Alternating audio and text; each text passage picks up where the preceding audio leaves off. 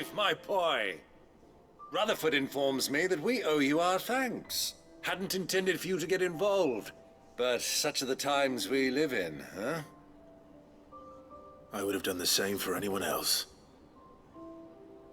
You're far too modest, Clive. You'd make a terrible nobleman. But tell me, is the realm truly in as dire a state as Rutherford suggests?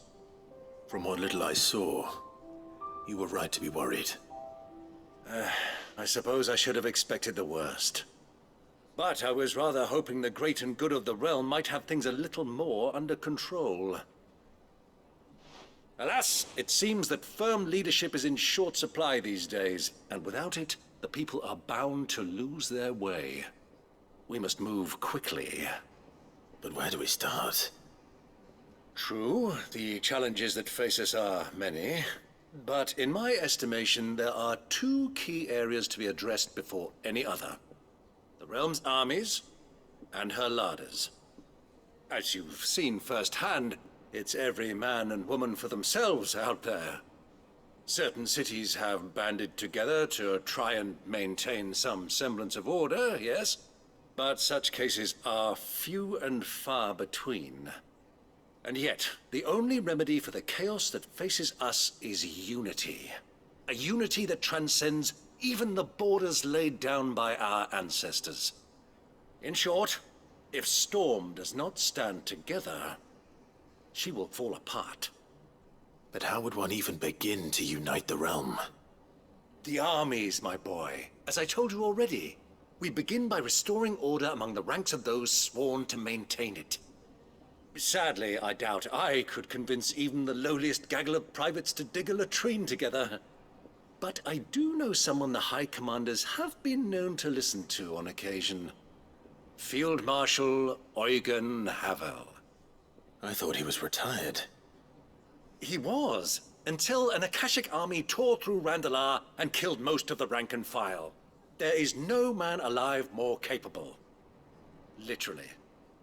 And as luck would have it, I've already spoken with him on the matter. Of course you have. And he's agreed to help. On one condition. That he first speaks with you personally. Havel has always been a man of frustratingly rigid principle, and he has certain qualms about clasping arms with, well, with an outlaw. I extolled your many virtues as best I could, of course, but the old goat was adamant that he be allowed to appraise you in person. You don't mind, do you, my boy?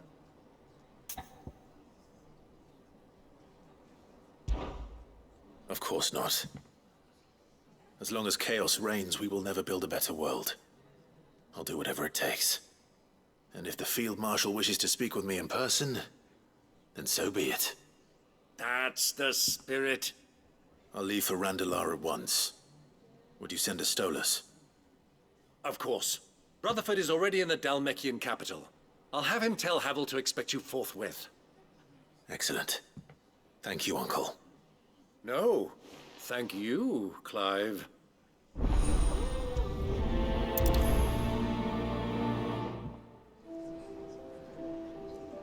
Don't worry, my boy. Rutherford is in Randalar this very moment, singing your praises to all and sundry. They'll adore you.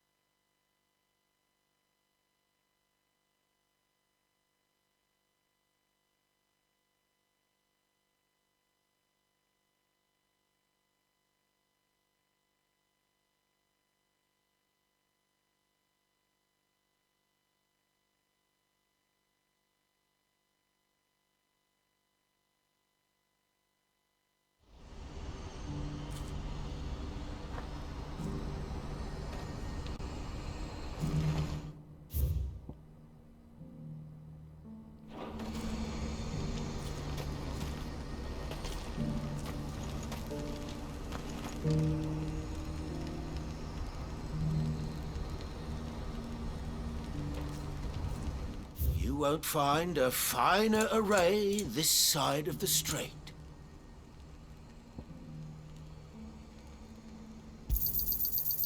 Many thanks. A fine choice.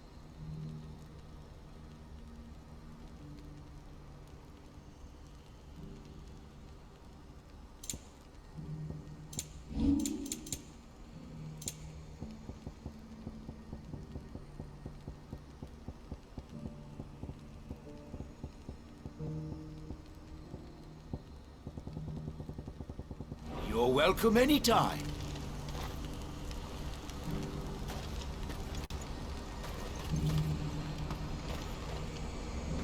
Ambrosia won't help me here. Do you see that too?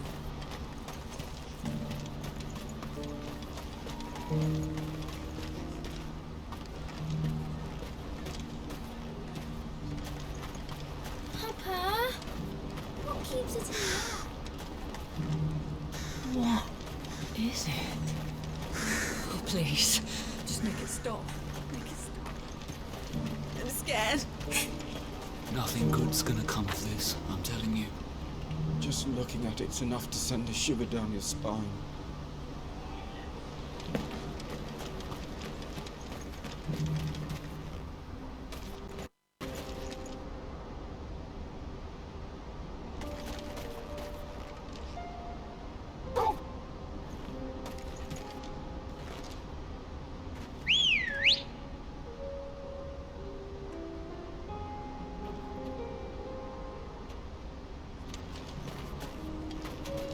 Good girl.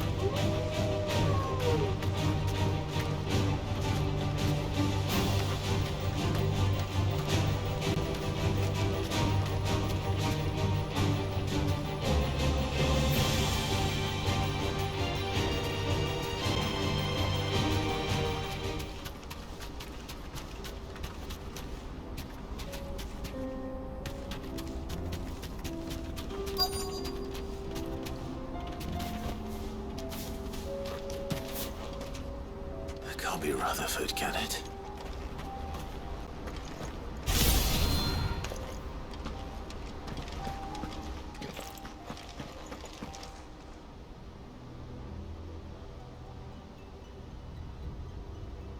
Turncoats and cowards, the lot of you! If it's a fight you want, it's a fight you shall have! Allow me.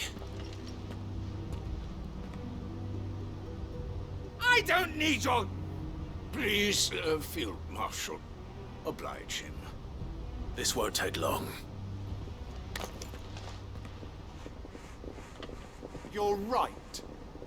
It won't. Men, finish him.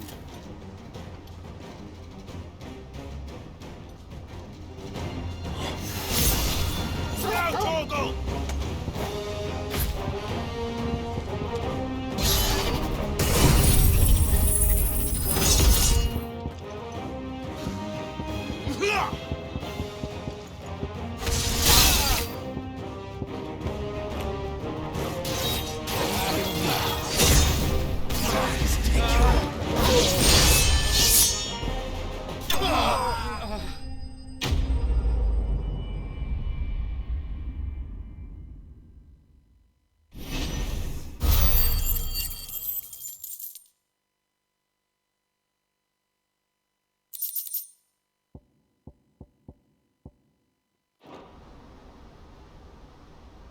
A little longer than I'd have liked.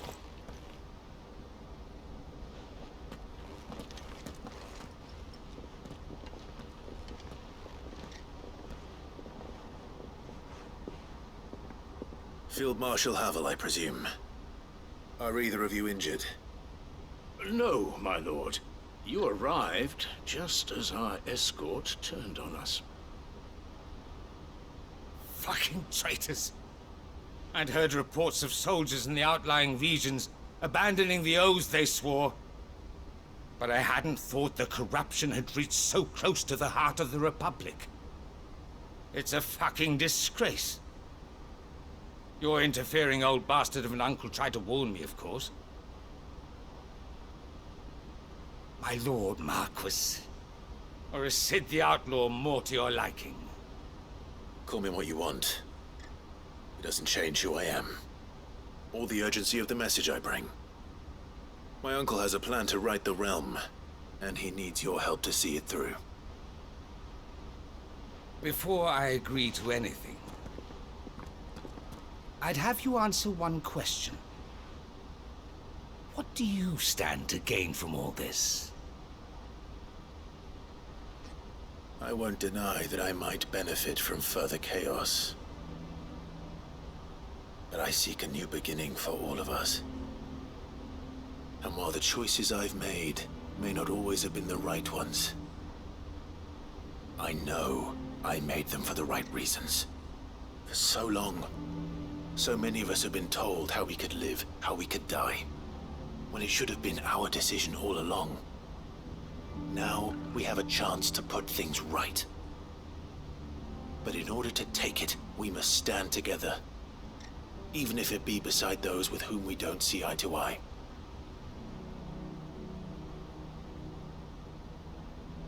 Certainly not the words I expected from an outlaw. But perhaps your uncle was right. You are no ordinary outlaw. I'll never hear the end of this. All right. I'll start by ordering my most trusted guard to bring the Dalmekian fringes under control. Next, I'll make contact with my counterparts in the Imperial Army and see if I can't convince them to try and restore order in their own territory. Thank you, Field Marshal. But they are not the only ones we will need to convince. What do you mean? I don't doubt that I can bully some sense into a few generals, but those they answer to require a different kind of persuasion. And when it comes to honeyed words, well, we will need an envoy. One who can court even the most stubborn of statesmen. You, perhaps. I'm flattered. But I'm no diplomat either. And I have other problems to attend to.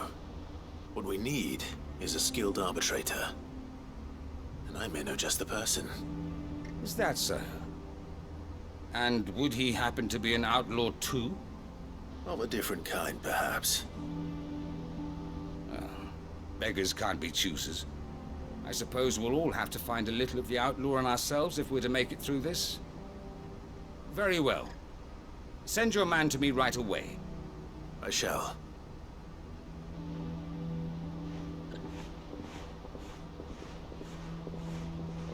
My Lord Marquis.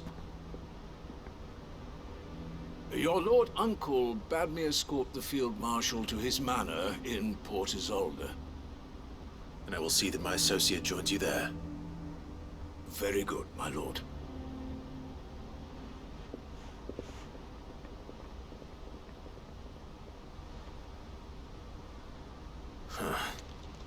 An envoy. I'm not sure I'm the man to talk anyone round. I can barely convince my brother to take his medicine. No. This is a job for someone with experience. Someone like Quentin. I hope I can convince him at least.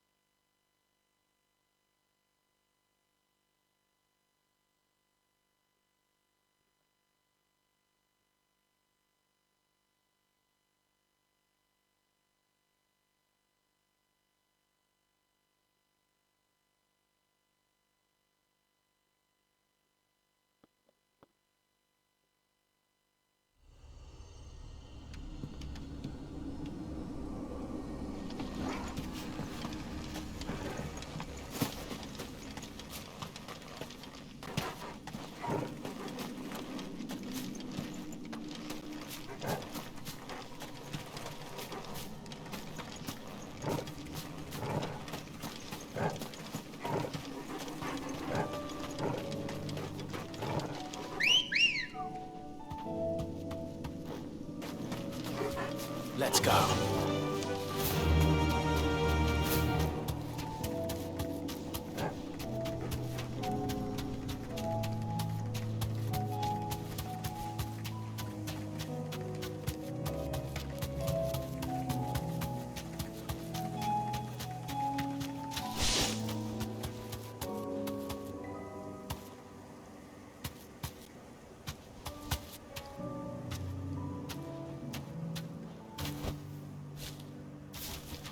Back to the stables, girl. I made sure our fallen comrades were laid to rest. And they can rest easy, knowing that their sacrifice wasn't in vain.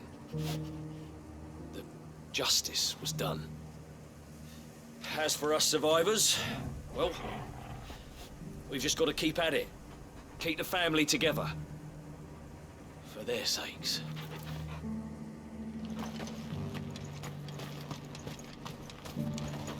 I'd have followed Quentin to that manor if I could have done, and I'll keep following him now. Wherever that surly bastard cares to lead us.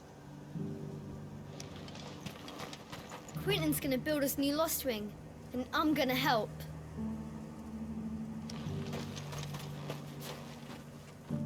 Quentin, I have a proposal for you. Do you now? Something tells me you'll be asking more of me than a cask of Gotand gold. Go on then. Propose.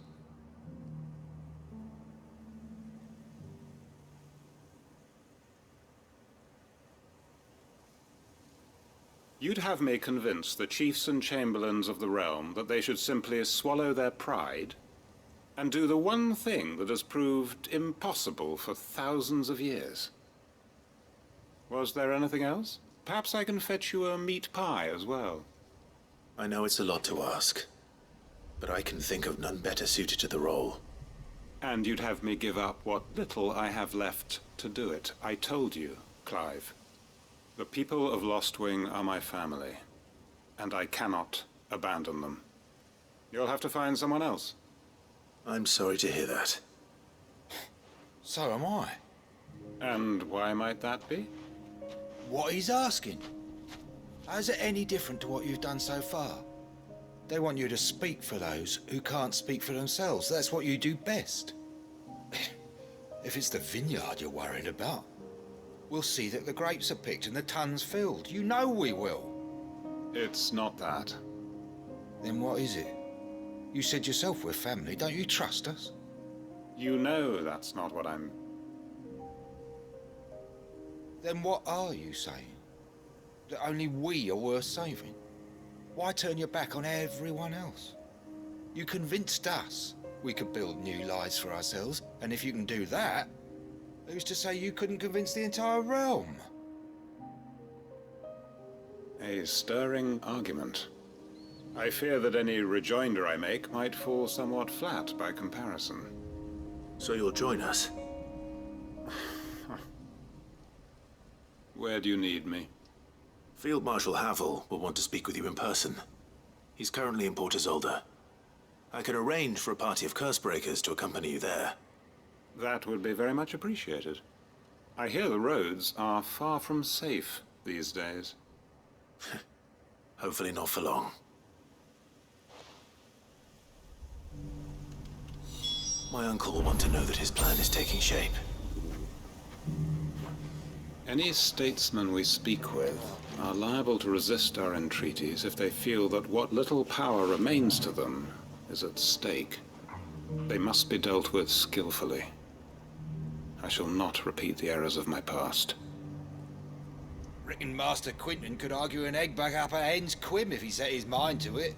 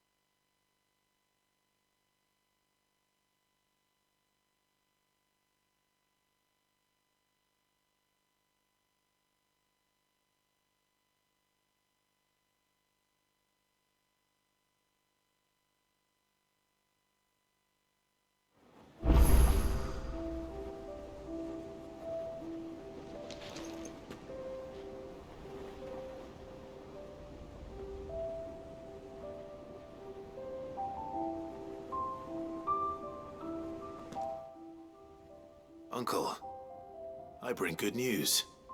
The Field Marshal has agreed to your plan. Ha!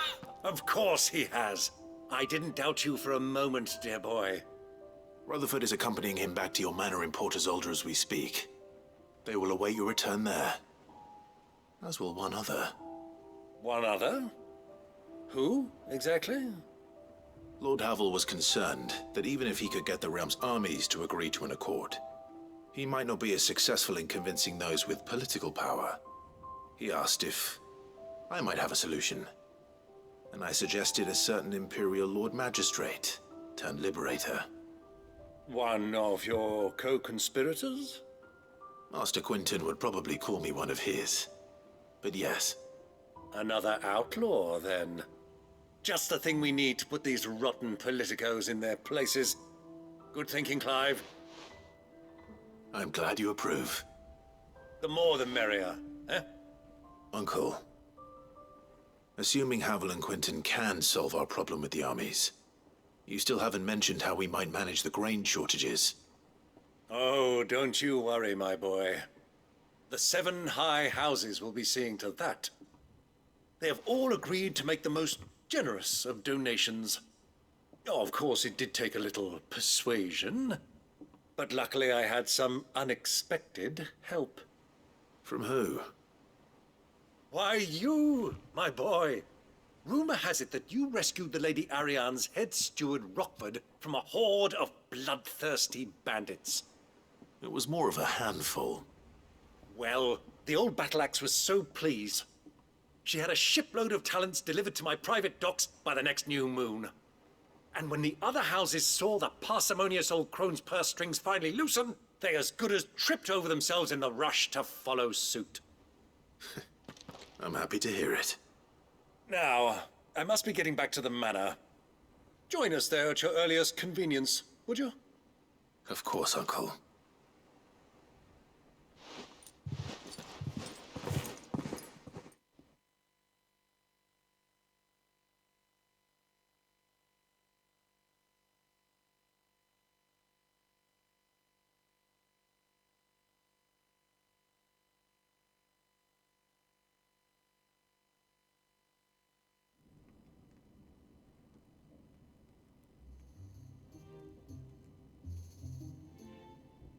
And how, pray tell, will we get that grain to the capital if the roads are still overrun with Akashic? You'll find another bloody road. I only have so many men, and I'm not about to send them headlong into an ether flood.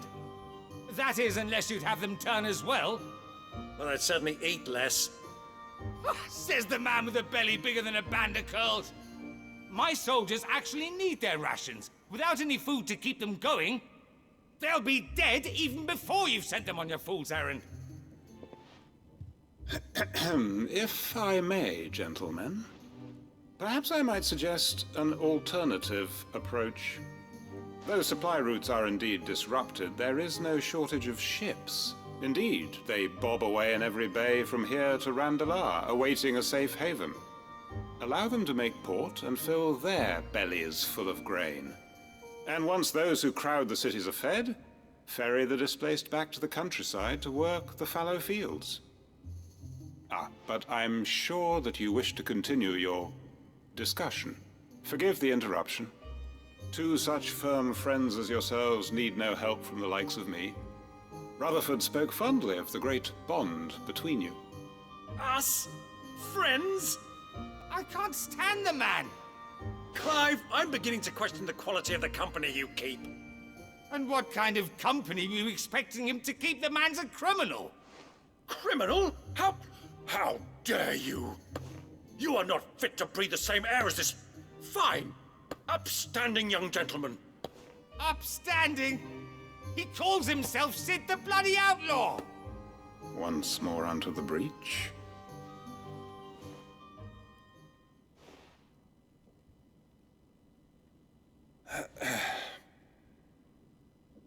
Shall we begin again?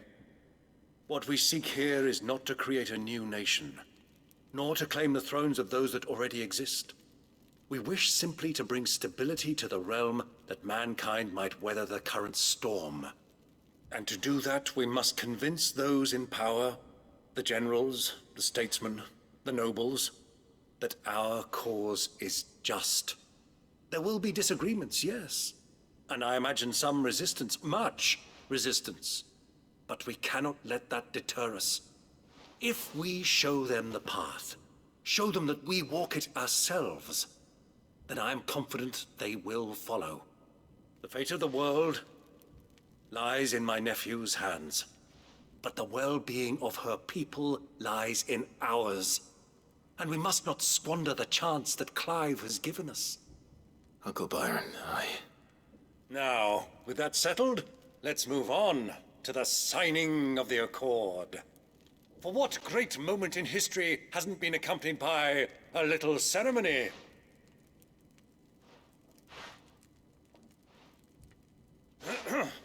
Citizens of Valisthea, I present to you the Triunity.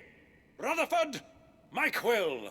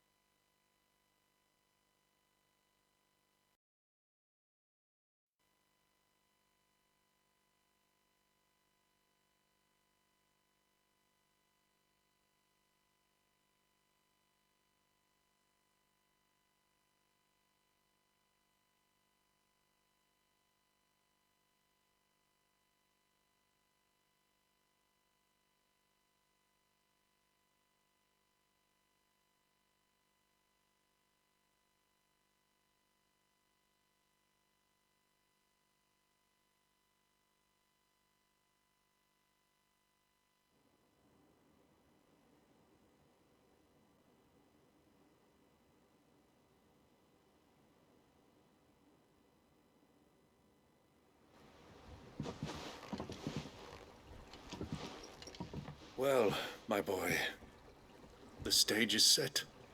That it is. This is the role you were born for. Now I ask only that you trust in the talents of your supporting cast. We shall play our parts to the best of our abilities, that you might have the opportunity to shine. The realm needs its Sir Crandall, and there is no better Crandall than you, Clive. I want you to keep this signed accord as proof of our faith in you. I will. Thank you, Uncle.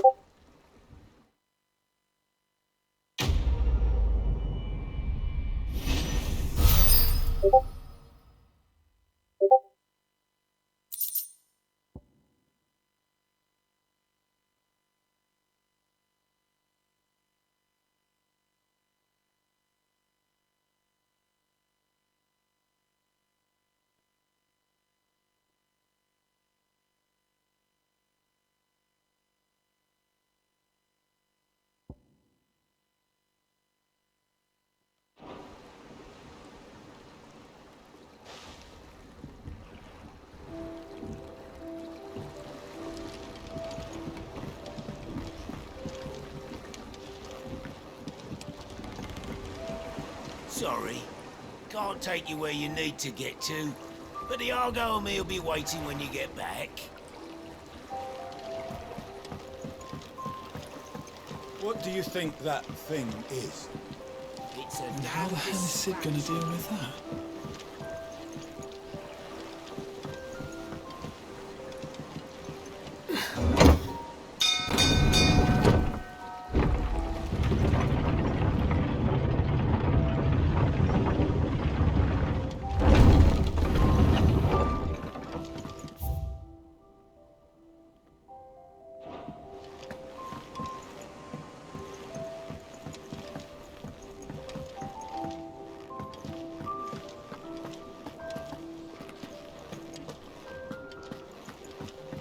While I admit I had my doubts at first, your man Quinton seems a reasonable sort. That and every moment he's talking instead of Havel, the better chance we'll have of setting things straight. You can trust in us, Clive, just as we trust in you. While I admit I had my doubts at first, your man Quentin seemed